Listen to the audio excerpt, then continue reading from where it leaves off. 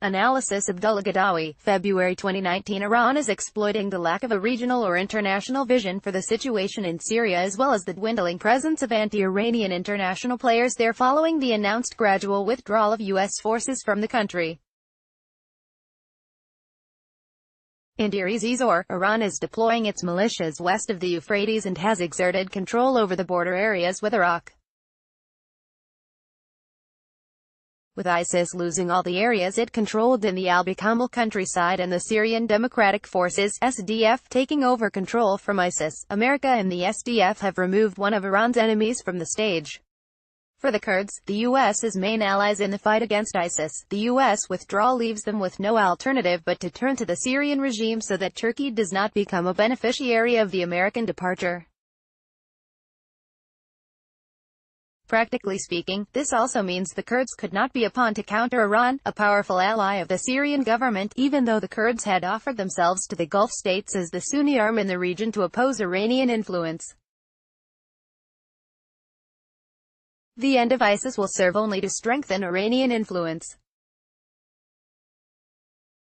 Although Saudi Arabia's announcement last August of $100 million in aid to the eastern Euphrates regions provided a glimmer of hope for Riyadh's future role, at least economically, this move was not followed by other steps on the ground.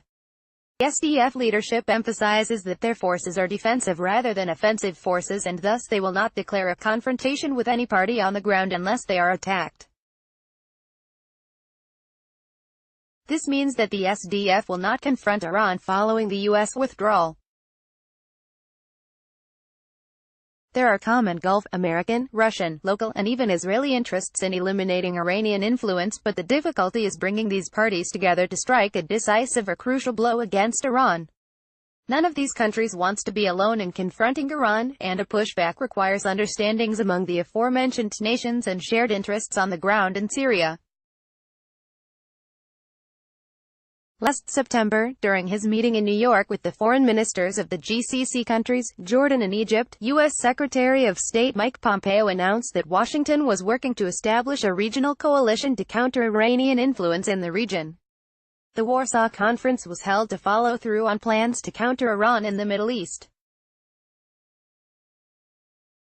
As the countries concerned by the expansion of Iranian influence have considered beginning a confrontation with Iran in Syria, Deir Ez-Zor is the most acceptable region in which to confront Iran and prevent it from linking Syria with Iraq through the Popular Mobilization Forces in Iraq and the Revolutionary Guards in Al-Bukamal.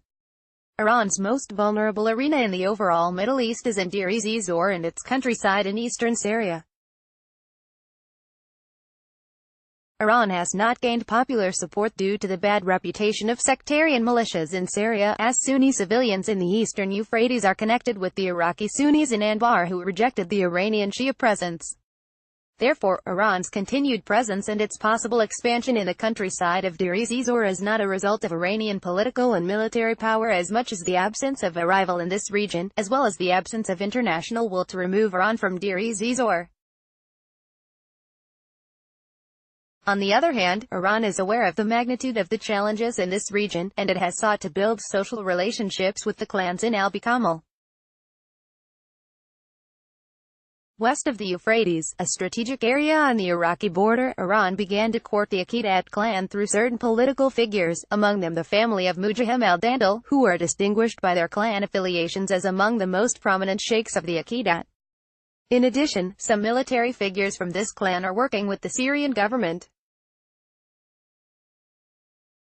Iran is working through the clans to control key elements of society and to establish relationships in Al-Bukamal and its countryside that parallel the relationships of the Syrian state.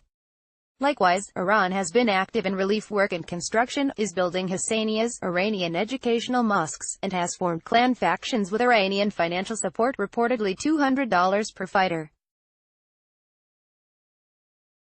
With its historical ties with the Aqidat and most of the clans in Deir Ez-Zor, Saudi Arabia was the country best positioned to exert its influence in Deir Ez-Zor. However, Saudi Arabia stopped working on the clan issue after Saudi Minister of State for Gulf Affairs, Thamer al-Saban visited in October 2017.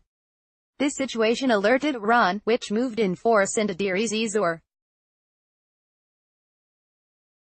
Since al-Sabah's sole visit, there has been no noticeable Saudi activity in Deir Ez-Zor, Raqqa or the eastern Euphrates in general. Thus, Saudi Arabia missed a golden opportunity to win the eastern Euphrates.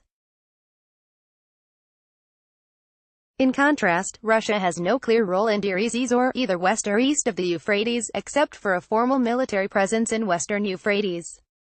Russia enjoys no special influence in this area except through the Syrian state, and, throughout the preceding period, it has tried to avoid a collision with Washington in the eastern Euphrates, as well as a long war of attrition with ISIS. As a result, Iran remains the largest influence there.